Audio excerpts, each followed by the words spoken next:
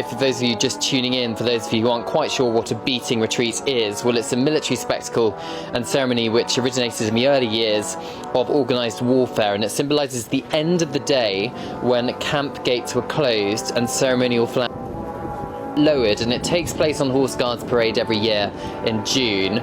But what it doesn't do usually is happen during a state's visit, which is one of the elements really which just shows that the king, the royal family, and perhaps by extension the British government, has gone this little bit of an extra mile to try and impress President Trump.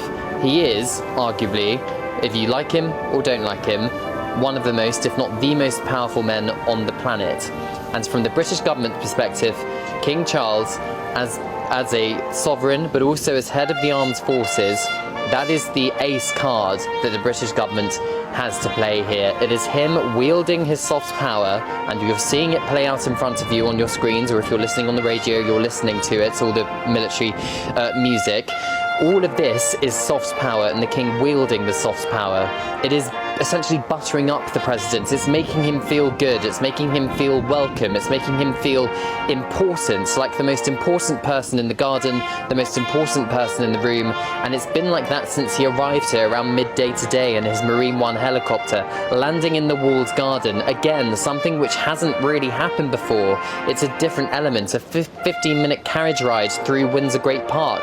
Again, that usually doesn't happen. It was down the street with President Macron back in France just a couple of months ago. Obviously, for security reasons, President Trump and the Secret Service have decided that it's all going to take place away from the public gaze. But it is the display, isn't it, of President Trump, of course, being in a carriage, fairy tale stuff, the stuff of fairy tales, and also all of his cabinet in the carriages behind him as well. So they are being treated to giving the royal seal of approval, the royal treatment, as it were. And of course, we then have the magnificent state banquet happening within the castle later on this evening, where there will be speeches, they will be wined and dined, apart from President Trump, of course, who is teetotal. But the menu is crafted to show the kind of different cocktail of British and American cuisine grown from the grounds of Windsor Castle and the local farms here. It's white tie, even the plates that it's served on are, some of them are hundreds of years old, gold-leafed ornaments on the tables, flowers from Buckingham Palace, from Windsor Castle's gardens, from Highgrove, all of these places which clearly the king has a special place in his heart for, as British monarch, but also for President Trump. It is getting closer to the British royal family. He respects this idea of monarchy and of dynasty. His mother was British, of course, so he has always had a special place for Britain in his heart, but he is fascinated by the idea of monarchy, and the pomp and the pageantry that you are seeing on your screens now is something that will impress him, and it has impressed him. He's been grinning all day when there's been a military parade going on. And when it comes to the tough political negotiations tomorrow at Chequers with the Prime Minister, perhaps he'll be in a slightly better mood or slightly more inclined to, let's say, give Britain the benefit of the doubt, or give Britain slightly more than perhaps he would if he hadn't been treated by King Charles to this magnificent display that you're seeing at Windsor Castle this afternoon. There's no guarantee, of course, but King Charles can do quite a lot with soft power, supported by the Queen, supported by his son, the Prince of Wales, and the Princess of Wales, and other members of the royal family too. And what I think was quite telling was the private meeting we have heard about even, between the Prince and Princess of Wales and President Trump and Melania Trump, privately in a room in Windsor Castle this afternoon. I used to be a fly on the wall for that conversation, Martin. Okay, let's take a listen to some of this beautiful music now.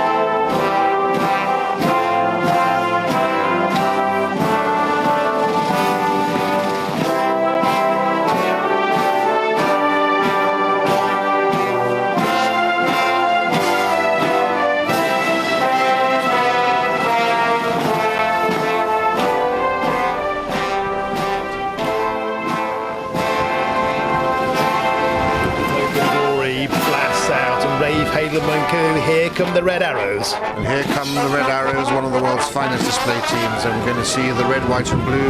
Red, white and blue applying, of course, equally to Britain and the United States of America. Here they go, deploying the tricolour.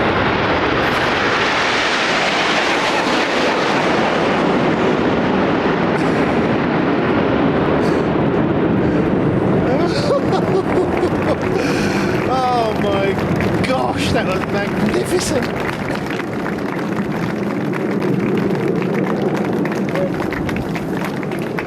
To be sat outside Royal Windsor Castle as the Red Arrows go over and rave hail me. I can die happy, mate. I've seen the Red Arrows many times down the Mall over Buckingham Palace, but never over Windsor Castle like this. What a remarkable scene.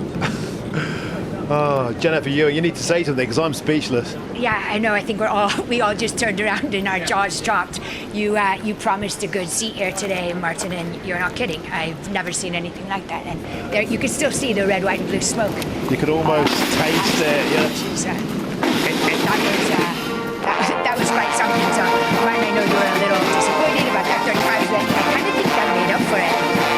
I feel honestly that just like sent shivers through my entire soul. I don't want to like get too hyperbolic, but that was astonishing. They literally went right over our heads, right over the castle here. The tricolour coming out. You can always depend on the RAF. They did their job today. The F-35 weren't able to get in the air, rave Haleman coup, but the boys up there, the RAF, they never let us down. They did us proud as the beating the retreat ceremony draws to a close with the bands playing Auld Lang Syne.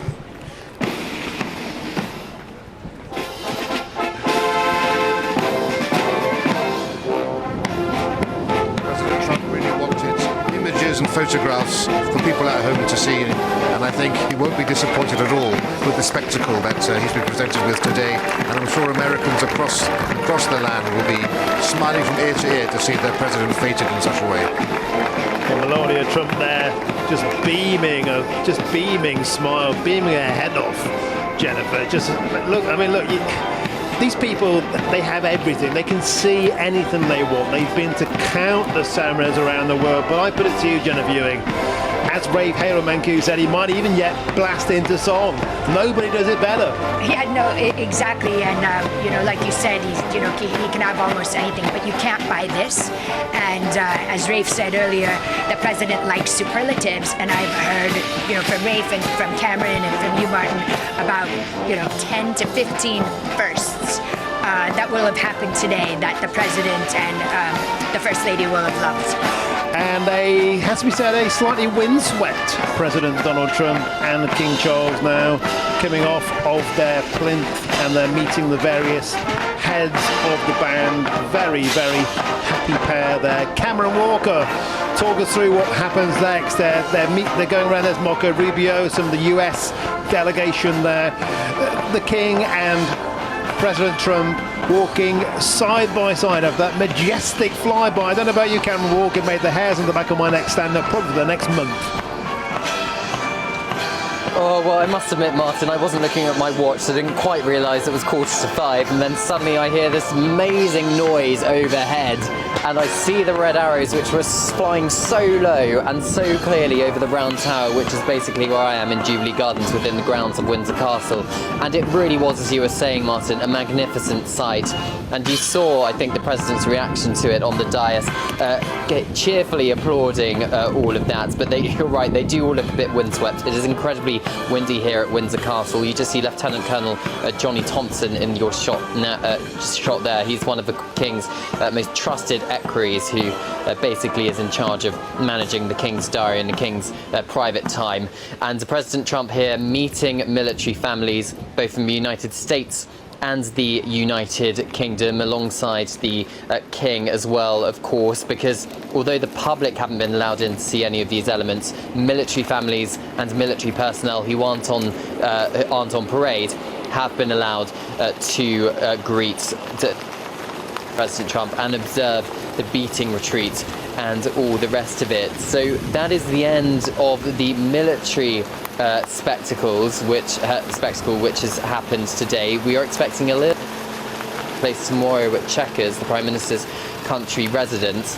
But what we're expecting now is for the King and the President and the Queen and the First Lady to retire back into the castle to get ready for the state banquet, which will of course be happening later on this evening, and of course to prepare for their speeches, which will be delivered, we believe, live on television and on your radios. But this is a chance, of course, for both heads of state, what you're seeing on your screens now, to meet the armed forces from the other country. So King Charles speaking to the American Air Force and President Trump speaking to the Royal Air Force. And it just shows, doesn't it, the shoring up of relationships between Britain and the United States to NATO allies. King Charles as head of the armed forces here in the United Kingdom, and President Trump as head of the armed forces in the United States. And of course we have US bases here in the United Kingdom, with US personnel stationed here within the UK, and vice versa with the United Kingdom as well. And just behind President Trump, I can just about spot Sir Keir Starmer, the Prime Minister, and Lady Starmer, also meeting military families and military personnel from Great Britain and the United States. And of course the Prime Minister, his role is only just beginning, really. This is the first engagement he's taken part in for the state visit. Tomorrow is certainly going to be his day in terms of the tough political negotiations. Today it's very much up to King Charles to entertain President Trump, and it is Prime Minister Starmer who is simply a guest of King Charles here at Windsor Castle. But it is, as we know, President Trump coming here to see King Charles first and foremost as head of state, rather than Sir Keir Starmer. The royal family is Prime Minister Starmer's ace card, really, when it comes to that soft power. And here we are, the King and President Trump just making their way back up the East Lawn, back towards the castle, ahead of the state banquet this evening, Martin. Magnificent stuff, Cameron Walker. I want to bring you in, Rafe Haleman-Q, because I noticed something quite different this time to when the first state visit with Queen Elizabeth, of course, and Donald Trump got a lot of stick for walking in front of the Queen and not being deferential enough. Very different performance this time. I'm noticing here, Rafe, very much Donald Trump allowing the King to take the lead. Yes, right here we can really see the King, of course, is a long professional in doing these walkabouts, and very much he's taking the lead here. I think Donald Trump was unfairly criticised when he was with the Queen, because when you inspect the troops, you are doing it as the visiting head of state, so the monarch is just there to accompany you. So again today we saw the King taking a back row, letting Donald Trump lead the inspection, but here of course is a different situation, and we saw Donald Trump letting the King take the first role. So I think, no fault on the part of Donald Trump, certainly doing exactly what's required of him.